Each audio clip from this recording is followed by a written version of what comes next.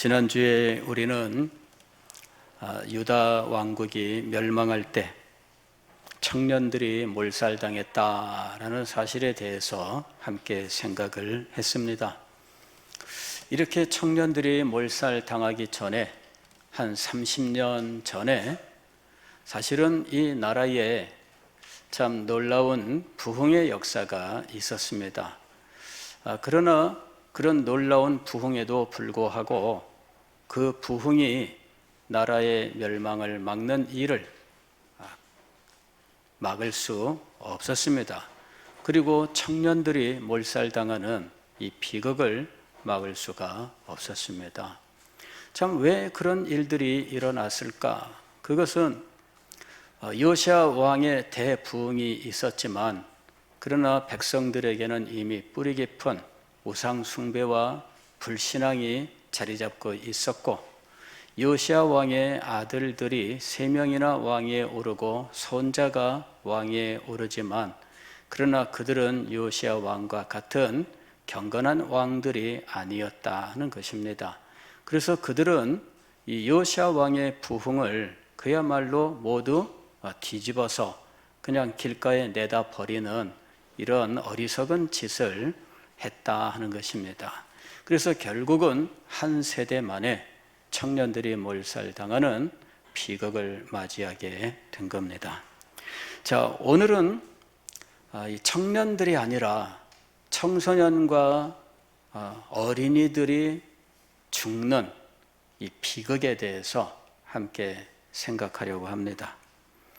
오늘 우리가 읽은 열왕기하 2장은 영적 세계에서 리더십 계승이 순조롭게 이루어진 사실을 기록하고 있습니다.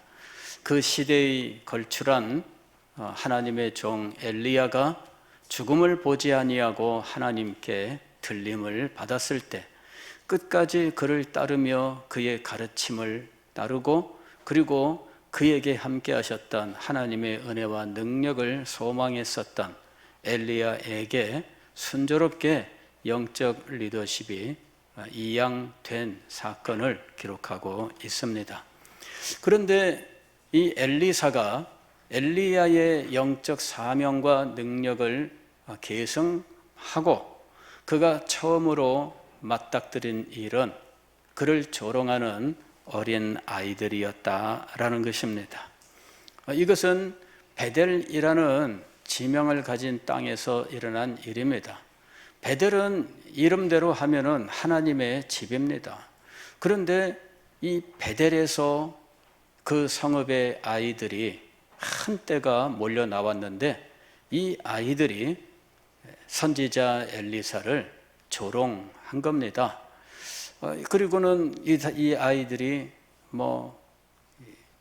대머리여 올라가라, 대머리여 올라가라 이러면서 이 선지자를 조롱하고 이렇게 한 일이죠. 그랬더니 선지자가 여호와의 이름으로 이 아이들을 저주했습니다. 얼마 후에 숲속에서 곰 2마리가 나왔는데 이 곰 2마리가 아이들에게로 달려들어서 그냥 해쳤다는 이야기죠. 그래 42명의 아이들이 곰에게 찢겨 죽었다. 저는 어린 시절부터 이 성경을 볼 때마다 정말 이 부분은 읽어 나갈 때 너무 마음이 안 좋았어요. 이 너무나 잔인하다. 그리고 선지자가 어떻게 이렇게 할 수 있나? 그죠? 아마 이거를 잘했다 이러는 분들 아마 만나기 쉽지 않을 거예요. 그죠? 저만 해도 아직까지도 잘했다 이런 마음이 들진 않아요. 정말 그러면서 왜 이런 일이 벌어졌을까? 그리고 선지자는 어떻게 이 아이들을 저주하고 그리고 아이들에게 이와 같은 비극이 일어났을까? 이 선지자는 피도 눈물도 없는 사람인가? 어린 아이들은 아직 천지분간을 못하는데 천지분간을 못하는 이 아이들을 이 선지자는 불쌍히 여기지 못했다는 것인가? 뭐 하여튼 이런 온갖 마음들이 일어납니다. 그래서 참 선지자가 행한 일이기 때문에 입으로 대놓고 잘못한 거 아닙니까? 라는 말을 하지는 않지만, 그러나 마음속으로는 이 선지자 엘리사 선지자가 좀 너무한 거 아닌가? 이런 마음을 늘 가지고 있었어요. 그리고 이 사건의 잘못을 엘리사 선지자에게로 그 원인을 돌리고 했던 마음, 뭐 이것이 지금까지 제가 가지고 있던 마음입니다. 도대체 이런 비극이 왜 일어났으며 이 비극의 책임은 선지자 엘리야에게 돌려야 할 것인가 하는 것이죠. 이 본문을 어떻게 봐야 하느냐? 이 문제는 수십 년 동안 제 마음속 한 귀퉁이에 남아있는 문제였어요. 이 문제가 해결되면 좋겠다. 이 본문을 해석할 수 있는 마땅한 도구나 어떤 실마리가 있었으면 좋겠다. 이런 마음이 있었어요. 그리고 마음속에 이 본문은 한쪽에 치워놓고 그리고 다루지 않는 본문이 된 겁니다. 이 본문은 내가 해석할 수 없는데 이 본문을 가지고는 누구한테도 말할 수 없다. 내가 성경을 읽으면서 읽는 건 어쩔 도리 없지만 누군가에게 이 본문을 가지고 말씀하는 것은 할 수 없다. 이와 같은 마음의 자세를 가지고 있었던 것입니다. 그러나 금년에 제가 새벽 시간에 이 이스라엘의 역사에 대해서 쭉 살펴나가는 시간에 어느 순간 이 말씀을 보는 새로운 시각이 열리게 되었습니다. 그것은 이거예요. 이건 단지 아이들과 선지자의 문제로 보아서는 이 사건을 해석할 수 없다라는 것입니다. 그냥 이것을 역사 배경 없이 선지자가 아이들 용납하지 못하고 그 철없는 것들, 그 멋모르고 하는 말들을 이 선지자가 과한 행동으로 이렇게 했다, 이렇게 생각해서는 안 된다라고 하는 것입니다. 42명의 아이들이 죽었습니다. 그런데 오늘 말씀을 보면은 그 아이들 중에서 42명이 죽었다고 말씀하고 있어요. 더 많은 아이들이 있었다는 것입니다. 어느 정도의 아이들이 있었는지는 모르지만 42명의 아이들은 죽었고 아직도 안 죽은 아이들이 있었다는 거죠. 그러면 어떻게 성읍에서 이렇게 많은 아이들이 한꺼번에 몰려 나와서 이구동성으로 선지자를 놀려대는 일을 했느냐 하는 것이죠. 이게 아이들이 놀다가 자기들끼리 이런 행동을 우연히 행한 것일까라고 하는 것입니다. 요즘이야 어린아이들이 길거리에 동네 골목에 나와 놀지 않습니다. 제 어릴 때만 해도 동네 골목에 나와서 놀았어요. 집 앞에서 골목에 친구들이 모여서 뭐 적으면 서너 명이, 많으면 뭐 한 10명 정도 동네 애들이 모여서 놀다가 여기 우리 동네보다 조금 떨어진 곳에 다른 동네라고 생각될 만큼의 거리가 있습니다. 그런데 그 아이들이 누가 지나가면 그 아이를 놀리고 이렇게 했어요. 저도 다른 동네 지나가려고 하면 괜히 신경이 쓰여요. 이 동네 애들이 혹시 하면서 그 동네 애들을 신경 쓰며 지나가요. 심지어는 어른도 놀리는 이런 일도 있었던 거죠. 예. 이래서 동네마다 어느 정도의 텃세라고 하는 것이 있었어요. 그런데 이 옛날에는 사실은 이것보다 더 심했습니다. 텃세라고 하는 것이 더 심했어요.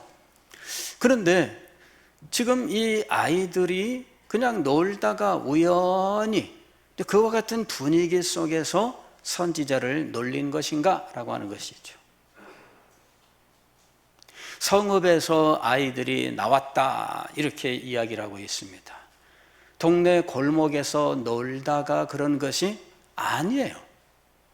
이 아이들이 성읍에서부터 우르르 몰려 나왔어요.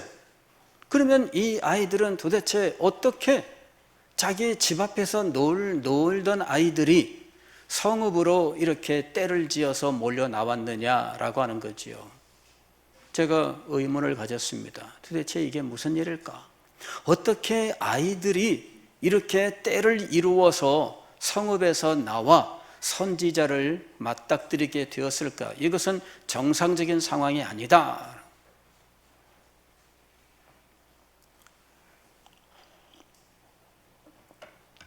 이건 비정상적입니다. 어른들이 아이들을 모으러 다니면 아이들이 몰려들지요. 근데 선지자는 아직 그런 행동을 하지 않았어요. 그런데 어떻게 아이들이 성읍에서부터 우르르 몰려 나왔는지, 그리고 그 아이들은 죽은 42명의 아이들보다 훨씬 많은 아이들이 지금 때를 지어 왔다는 거예요. 그리고 그들이 일관된, 통일된 행동을 했는데 선지자를 놀린 거지요. 대머리여 올라가라, 대머리여 올라가라.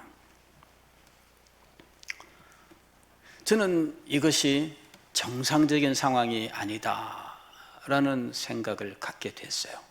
그전까지는 선지자가 여호와의 이름으로 저주한 것이 어느 정도 과한 반응이었다라고 생각을 했는데, 어느 순간 이 아이들이 선지자에게 우르르 때를 지어 몰려왔고 그들이 때를 지어서 선지자를 모욕한 이것이 정상이 아니었다라고 하는 것을 알게 된 거예요.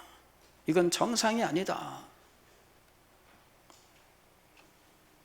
누가 무슨 목적으로 이 아이들을 동원했을까?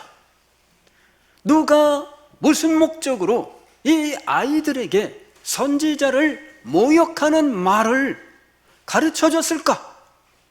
누가 무슨 목적으로 이 아이들을 이렇게 떼거리로 모아놓고 이 아이들을 일제히 선교사에게, 이 선지자에게 나아가도록 이렇게 했느냐 하는 거죠. 그들의 말에 대머리여 대머리여 이러면서 선지자를 놀리게 하는 이런 일을 가르쳐주고 그들을 충동질한 사람이 누구냐라는 것이죠. 그들은 왜 성 밖에서 선지자를 조롱했을까? 그것은 선지자가 성 안으로 들어오는 것을 막기 위해서였다라는 것이죠. 선지자가 화가 나서 발길을 돌리게 하기 위해서,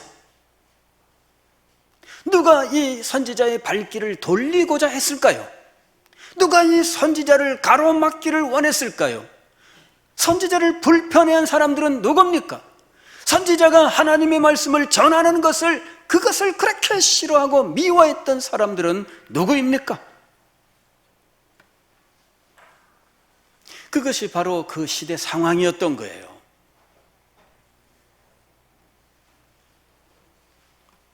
단지 아이들이 철없이 한 것이 아닙니다. 이것은 그 시대의 상황, 그리고 그 시대 속에 이 아이들을 자신들의 이 불신앙의 도구로 사용했던 바로 그 부모들과 어른들이 있었다라고 하는 것이죠. 철없는 아이들이 그저 골목에서 놀다가 우연히 선지자를 만나고 우연히 선지자를 그저 놀렸다? 그게 아닙니다. 저도 어른들을 놀릴 엄두를 못 냈습니다. 친구들하고 놀다가도 어른이 지나가는데 윗동네 어른이에요. 따라가면서 놀릴까요? 그런 아이들 없습니다. 근데 이 아이들은 도대체 무슨 배짱으로 성 안 밖에 우르르 몰려 나와서 이런 행동을 했을까요? 이거는 이들을 사주한 어른들이 있었기 때문이고, 아이들을 동원한 이 어른들은 선지자를 성 안에 들이지 않으려고 하는 목적을 가지고 있었다라는 것입니다. 이 사건의 배후가 드러나고 있는 거예요. 하나님의 말씀을 싫어하는 그 시대의 모습이 그 배후에 있었던 것입니다. 선지자가 오면은 그들에게 하나님의 말씀을 전할 것이고, 하나님의 말씀을 들으면 불편하기 짝이 없어 하는 그 시대의 불신앙이 그 배경을 이루고 있었던 것입니다. 그래서 그들은 자신들의 아이들을 동원해서 선지자에게 모욕하고 조롱하면서 선지자가 성 안에 들어오지 않고 떠나가도록 했던 것이죠. 그들의 이 의도는 성공했습니다. 선지자는 베델로 들어가지 아니하고 갈멜산으로 갔다가 사마리아로 가는 여정을 택하게 되었던 것입니다. 그들은 선지자를 만나지 않게 됐어요. 그들은 선지자의 말씀을 안 듣게 되었습니다. 그러나 여러분, 그들은 자신들의 아이들이 죽는 비극을 맞이하게 되었습니다.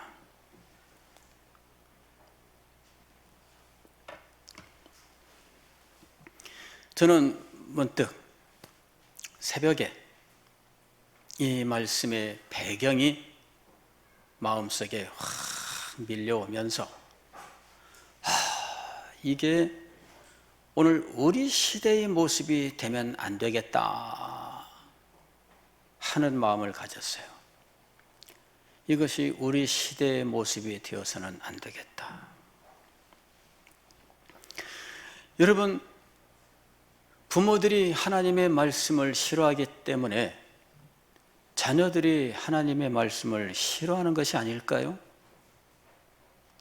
부모들이 하나님을 경배하는데 마음을 다하고 순결하지 않기 때문에 아이들도 그것을 닮아가는 것이 아닐까요? 여러분, 다음 세대가 무너지는 배후에는 이미 무너진 부모 세대가 존재하고 있지 않을까요? 우리는 좀 생각해야 됩니다. 지금 이 문제를 우리가 생각하지 않으면 나중에 우리들은 얼마나 큰 슬픔을 겪어야 할지 모릅니다.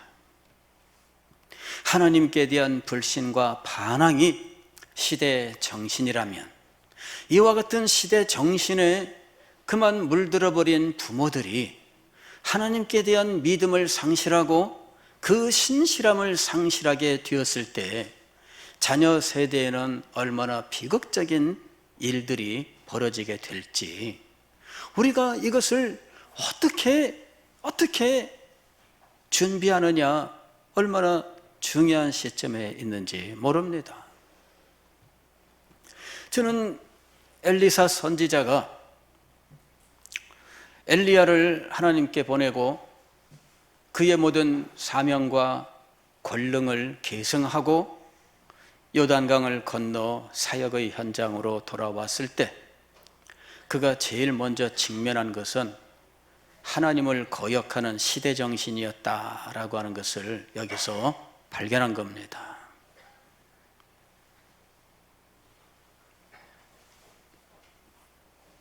그들은 왜 하나님을 거역하는 공통된 정신세계, 즉 불신앙을 형성하고 있었을까요? 그냥 세상의 삶에 취해서입니다. 세상을 즐겁게 살아보니 하나님을 섬기는 삶보다 세상을 즐기는 삶이 훨씬 편해요. 훨씬 더 즐겁습니다.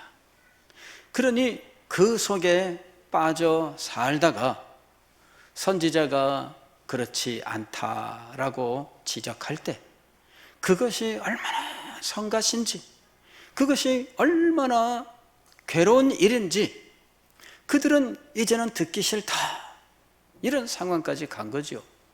그 일을 역대 왕들이 대신해 줬습니다. 아합 왕이 그 일을 대신해 줬습니다. 선지자들을 다 잡아 죽이는 일을 아합 왕이 했습니다.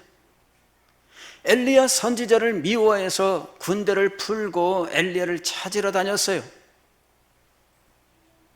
그리고 엘리야를 만났을 때 원수여 이랬습니다.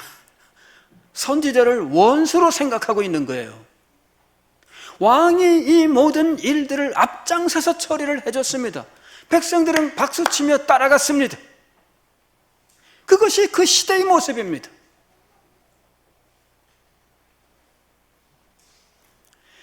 엘리야가 이 시대 정신에 맞서서 얼마나 불굴의 의지를 가지고 투쟁을 했는지, 그러나 혼자 힘으로는 도저히 감당할 수 없는 것이 시대 정신입니다.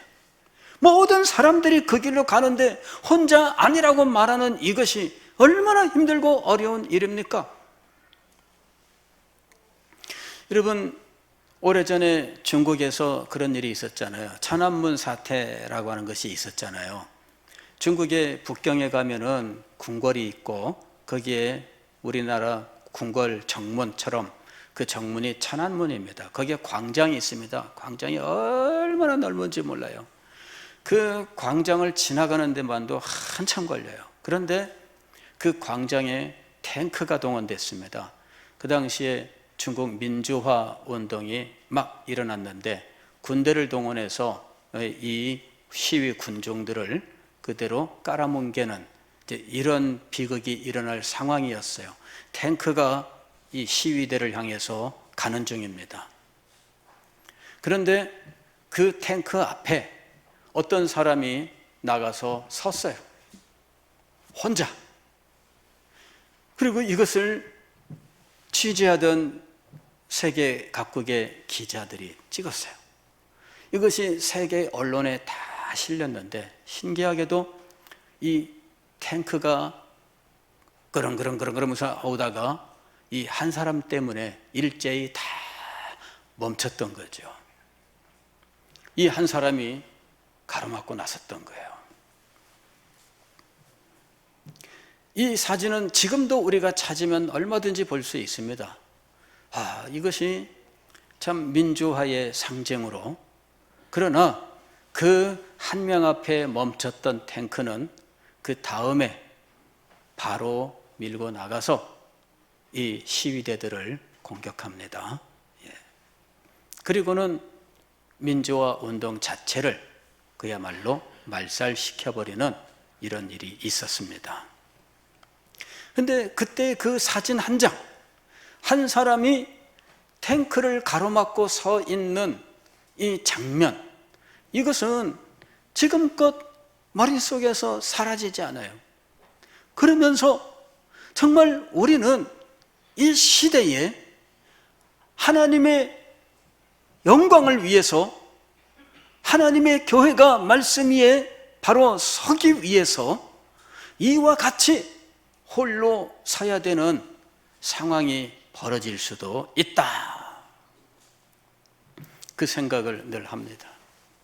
그리고 혼자 탱크 앞에 설 때 아랑곳하지 않고 밀고 오면 탱크 밑에 깔려 죽어야 되는데, 그럴 때 끝까지 버텨야 되지 않는가. 장호익, 너는 그럴 수 있나?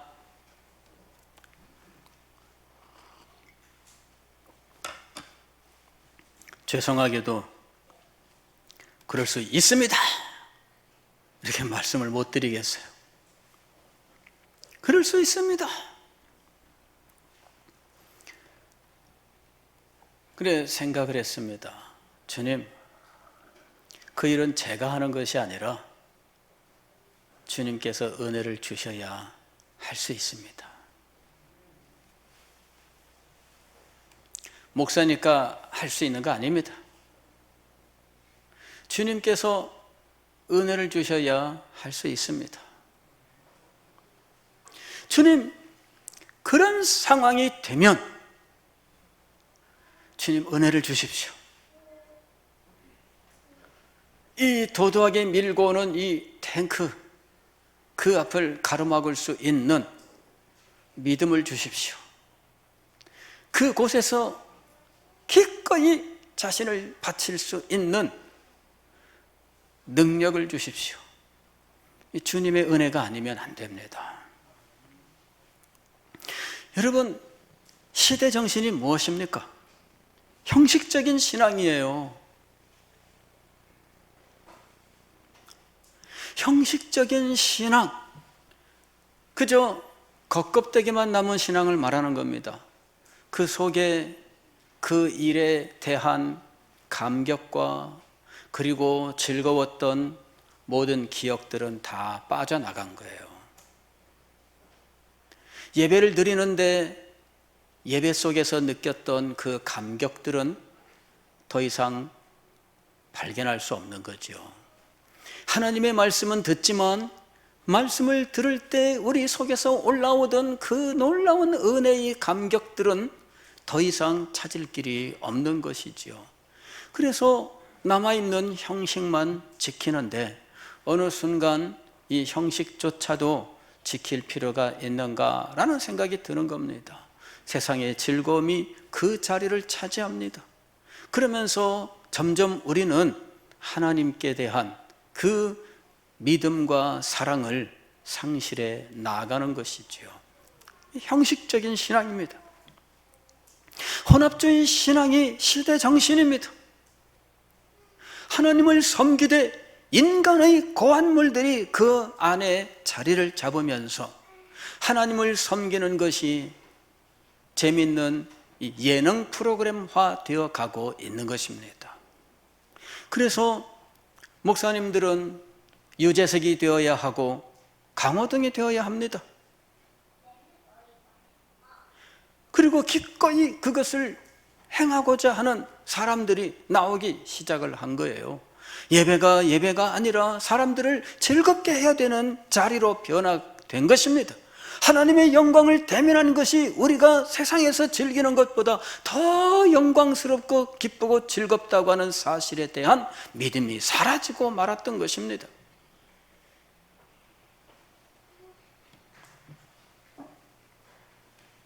게으름과 나태가 어느덧 우리의 모습이 되어버리고 말았습니다. 이런 것들을 지적하고 그러지 말아야 된다라고 하는 말씀들은 귀찮기만 하고 지겹기만 합니다. 우리는 지금 아무리 외쳐도 듣지 않는, 부르짖어도 귀를 가로막는 이와 같은 상황 속에 지금 있다라고 하는 것입니다. 차라리 탱크가 밀고 오면 그 앞을 가로막겠어요?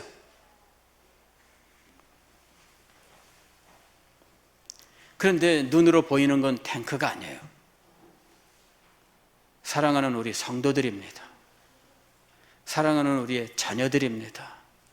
그런데 이 자녀들은 눈으로는 그렇게 보이는데 그들을 밀어내고 있는 것은 시대의 탱크라고 하는 것입니다. 이것이 오늘 저와 여러분이 직면하고 있는 문제예요. 엘리사가 엘리야로부터 사명과 권능을 계승하고 직면한 것이 바로 이런 문제였던 것입니다. 그는 여호와의 이름으로 이 아이들을 밀어내는 이 부모들을 향해서 저주를 했던 것입니다. 부모들을 가장 가슴 아파하게 하는 것, 부모들을 가장 절망하게 만드는 것은 무엇일까요? 자녀 문제예요.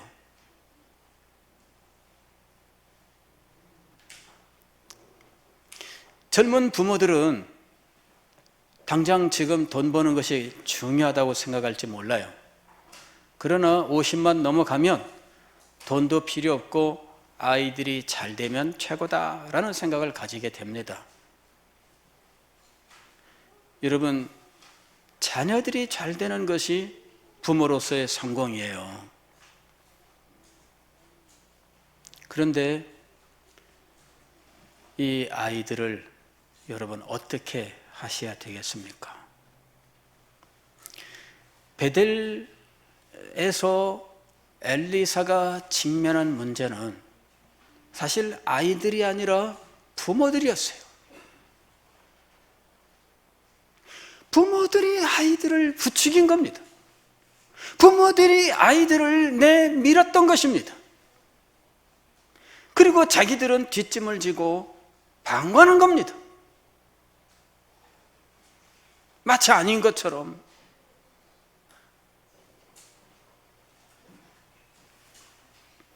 오늘 여러분 말씀의 제목이 무엇일까요? 다음 세대를 위한 전쟁을 선포하라. 비장한 제목입니다. 우리는 이 현실을 목도해야 돼요.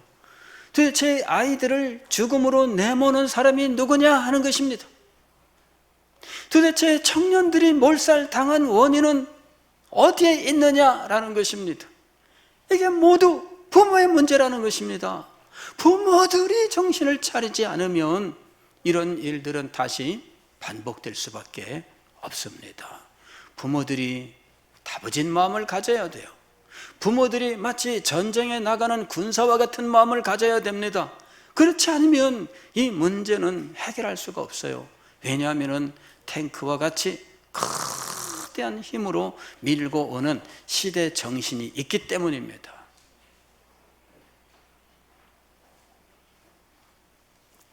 사랑하는 성도 여러분, 부모 여러분, 부모들이 깨어나야 됩니다. 부모들이 마음을 새롭게 해야 됩니다. 부모들이 자신의 가치관을 바꿔야 됩니다. 부모들의 삶의 목표가 바뀌어야 됩니다. 부모들이 우선순위를 바꿔야 됩니다. 여러분, 부모들이 변화되지 않으면 다음 세대는 세울 수 없습니다.